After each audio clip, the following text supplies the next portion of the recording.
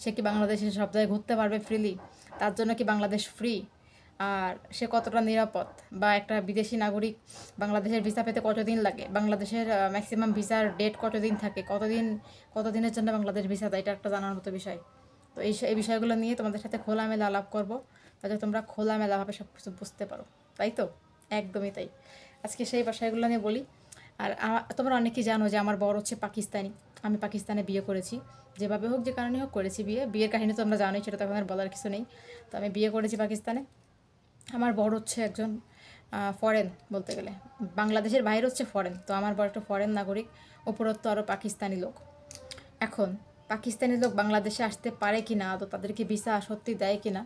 সত্যি কথা বলতে কি, পাকিস্তান বাংলাদেশ যে কোনো দেশই হয় না কেন, আমার পাকিস্তানি বর কি বাংলাদেশে আসতে পারবে? আমার বর তো পাকিস্তানি, সে কি বাংলাদেশের ভিসা পাবে? সে বাংলাদেশে কিভাবে আসতে পারবে? কোন পদ্ধতিতে আসতে পারবে? তাকে বাংলাদেশে আসতে হলে কি কি প্রবলেম ফেস করতে হবে? আসলে অনেকেরই বয়ফ্রেন্ড বা হাজব্যান্ড পাকিস্তানে আসে, অনেকেরই জানার আগ্রহ আছে এই বিষয়গুলো নিয়ে। তোমাদের সাথে আমি বিষয়গুলো কথা বলবো, কারণ আমি নিজে তো এই বিষয়গুলো নিয়ে ফেস করতেছি অনেক অনেক বেশি বেশি।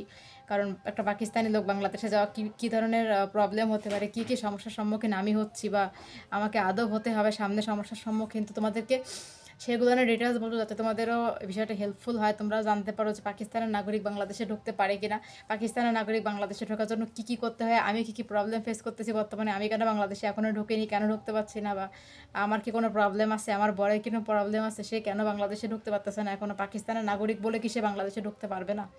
তাকে কি বাংলাদেশ সরকার ভিসা দিবে না?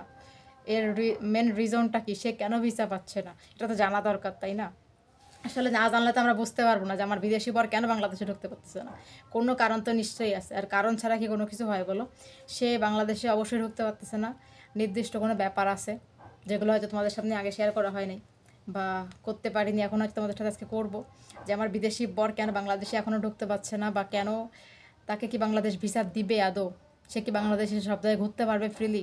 তার জন্য কি বাংলাদেশ ফ্রি? আর সে কতটা নিরাপদ? বা একটা বিদেশি নাগরিক বাংলাদেশের ভিসা পেতে কতদিন লাগে? বাংলাদেশের ম্যাক্সিমাম ভিসার ডেট কতদিন থাকে? কতদিনের জন্য বাংলাদেশ ভিসা দেয়? এটা একটা জানার মতো বিষয়। তো এই বিষয়গুলো নিয়ে তোমাদের সাথে খোলামেলা আলাপ করব, যাতে তোমরা খোলামেলাভাবে সব কিছু বুঝতে পারো। তাই তো? একদমই তাই। আজকে সেই বিষয়গুলো নিয়ে বলি। আর তোমরা অনেকেই জানো যে আমার বর হচ্ছে পাকিস্তানি। আমি পাকিস্তানে বিয়ে করেছি। যেভাবে হোক, যে কারণে হোক করেছি বিয়ের কাহিনী তো আমরা জানোই, সেটা তো এখন আর বলার কিছু নেই। তো আমি বিয়ে করেছি পাকিস্তানে। আমার বর হচ্ছে একজন ফরেন বলতে গেলে, বাংলাদেশের বাইরে হচ্ছে ফরেন। তো আমার বর একটা ফরেন নাগরিক, উপরত্ব আরও পাকিস্তানি লোক। এখন পাকিস্তানি লোক বাংলাদেশে আসতে পারে কি না, আদৌ তাদেরকে ভিসা সত্যি দেয় কি না? সত্যি কথা বলতে কি, পাকিস্তান বাংলাদেশ যে কোনো দেশই হয় না কেন, বাংলাদেশ কিন্তু সব কান্ট্রিকেই মোটামুটি ভিসা দেয়। আর আমার বর পাকিস্তানি বলে কথা না, সে অবশ্যই ডেফিনেটলি বাংলাদেশের ভিসা পেতে পারে, বিকজ আমাকে সে বিয়ে করছে। স্টিল নাও পাকিস্তানে আমি আসি। তো আমার রেফারেন্সে সে অবশ্যই পাকিস্তানে আসতে পারবে, কোনো সমস্যা হবে না। আর আহামরি কোনো বড় রকমের প্রবলেম ফেস করতে হবে না, খুব ইজিলি সে বাংলাদেশে আসতে পারবে, ঘুরতে পারবে, থাকতে পারবে, চলে যেতে পারবে। ঠিক আছে? আর নর্মালি ভিজিট ভিসার যে রেটটা হয়, এটা 3 মাসের জন্য হয় বাংলাদেশের। ঠিক আছে? তো 3 মাসের জন্য হয়, 3 মাসের জন্য সে ভিসাটা পাবে। এরপরে ভিসা যদি আবার লাগে, মানে এত যদি টাইম লাগে, তাহলে আবার ভিসা লাগাতে হবে। ঠিক আছে? ভিসা আবার লাগাতে হবে, এই হচ্ছে কথা। তো আবার বড় হচ্ছে যে বাংলাদেশে ঢুকতে পারবে, তারপরে কোনো প্রবলেম নেই। এটা অনেকেই বলে যে প্রবলেম হতে পারে, সে কি বাংলাদেশে ঢুকতে পারবে? অনেকের এটা অজানা বিষয় আর কি, যে ঢুকতে পারবে না হয়তো পাকিস্তানি কোনো দিন। ব্যাপারটা এরকম না। আমার এখানে বললাম না, আমি আগের একটা ভিডিওতে বলছিলাম, এখানে অনেক মেয়ে আছে পাকিস্তানে বিয়ে করছে, বাংলাদেশি মেয়ে। তারা এখানে থাকতেছে, সংসার করতেছে।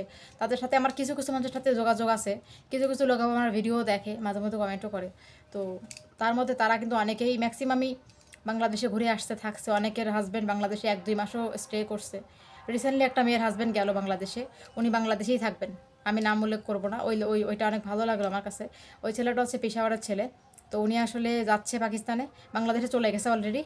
তো বাংলাদেশেই থাকবে। বাংলাদেশের মেয়ে বিয়ে করছে, রাজশাহীর একটা মেয়েকে বিয়ে করছে, ওখানেই থাকবে সে। মেয়েটা পাকিস্তানে এখনও আসেনি। ঠিক আছে? তো ছেলেটা ট্যুরিস্ট ভিসা বাংলাদেশে গিয়ে মেয়েটাকে বিয়ে করবে, এখনও বিয়ে করেনি। বাংলাদেশে ভিসা হয়ে গেছে, আমাকে দেখালো ভিসা হয়ে গেছে, এখন যাচ্ছে বাংলাদেশে চলে গেছে, গিয়ে এখন বিয়ে করছে কিনা এখনও শিওর না, বাংলাদেশে যাবে আর কি। তো বাংলাদেশে রিসেন্টলি যাবে, যাওয়ার পরে বিয়ে করে বাংলাদেশে থাকবে ওই মেয়ের সাথে। মেয়ের পরিবার রাজি, সব কিছু রাজি, ছেলের পরিবারও রাজি। তো ছেলেটা এখন যাচ্ছে। মেয়েটা আসলে দেশ ছাড়তে যাচ্ছে না, এই জন্য আসলে ছেলেটাই যাচ্ছে এখানে। আর মেয়েটা দেশ ছাড়তে চাইছিল আগেও, কিন্তু আসলে ছেলেটার পাকিস্তানে থাকার আগ্রহ হয়নি, ছেলেটার জন্য বাংলাদেশে যাচ্ছে, ওইখানেই থাকবে, এখানেই সেটেল হওয়ার ইচ্ছা আছে। আসলে বাংলাদেশ পাকিস্তানের কথা না, যার যেখানে মন চায় সেখানে সেটেল হবে। আসলে তোমরা আসলে অনেক কিছু নিউজ অনেকে পাও না, যেহেতু আমি এই লাইনের বা পাকিস্তানে আসি, সেক্ষেত্রে আমার কাছে অনেক ধরনের নিউজ আসে। যারা এই টাইপের রিলেশনে আছে বা এই টাইপের রিলেশনে অলরেডি ম্যারিড লাইফে আছে, অলরেডি বাংলাদেশে আছে, অলরেডি ভিসার প্রবলেমে আছে, তো আমার সাথে কিন্তু অলরেডি এদের কানেকশন হয়, ঠিক আছে? তো কম বেশি আমি জানি এদের সম্পর্কে, এই জন্য তোমাদেরকে নিউজগুলো বলতে পারলাম যে কে আসছে, কে গেছে, কারা কারা এখনও আছে, কারা কারা এখনও যাবে। মোটামুটি কিন্তু আমি অনেক বেশি ধারণা জানি, যার কারণে তোমাদের সাথে শেয়ার করতে পারি। সো তোমরা তো যারা যারা এই বিষয়গুলো ভাবতেছিল যে অনেক বেশি জটিল, অনেক বেশি প্রবলেম, অনেক ধরনের ঝামেলা, না ঝামেলা না, প্রবলেম না, কিচ্ছু না, যাইতে পারবা। কিন্তু কথা হচ্ছে ডকুমেন্টস রেডি করতে গেলেই ঝামেলা বেঁধে যায়। মানে ওইখানে অ্যাম্বাসিতে কোনো প্রবলেম নাই, তোমার সঠিক ডকুমেন্টস থাকলে তুমি ভিসা পেয়ে যাচ্ছ, কিন্তু যে যে ডকুমেন্টসগুলো লাগবে সেই ডকুমেন্টসগুলো রেডি করা অনেক টাফ ব্যাপার।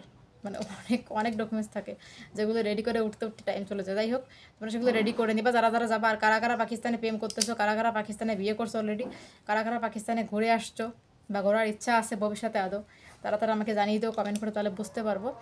তো আমার বিদেশি বরের বাংলাদেশে যাওয়ার কোনো আপত্তি নেই। আসলে ভিসা বাংলাদেশ সরকার দিবে, ভিসাকে তো মানুষ দিবে না। তাহলে বাংলাদেশ সরকার অবশ্যই যথেষ্ট পরিকল্পনা করে দেখে টেকে পেপারগুলো সাবমিট করে ঠিকঠাক মতো তারপরে তো বাংলাদেশ সরকার ভিসা দিবে, তাই না? ভিসা তো সাধারণ মানুষ দেয় না, ভিসা দেয় সরকার। তো সরকার দেখে শুনেই দেবে যে কাকে ভিসা দিতে হবে, কাকে না যেতে হবে। এটা মানুষের বলার কিছু না, অনেকে অনেক রকম চিল্লা করার কিছু নাই। ভিসা সরকার দিবে, সরকারের যাকে মনে হবে দেয়া উপযুক্ত তাকে দিবে। এখানে আমি তুমি বলার কেউ না। আজকাল মানুষ নিজেকে নিজে রাজা মনে করে যে আমি রাজা, হে ওই তা ওই, এসব করা যাবে না। এসব করেও কোনো লাভ নেই, কারণ সরকার এসে সব, সরকারের ঊর্ধ্বে কেউ নেই। সরকার যাকে ভালো মনে করে তাকে ভিসা দিবে, তারপরে আমরা আসবো। সো বন্ধুরা, আমাদের ব্যাপারটা বলে দিই, আমরা খুব তাড়াতাড়ি বাংলাদেশে আসবো, তোমাদেরকে দেখা দিব। আর আমাদের সব থেকে ভালো যারা আমাদেরকে ভালোবাসো, যারা মিট করতে চাও, সবার সাথে মিট করা হবে ইনশাল্লাহ। সবাই দোয়া করো। Thank you.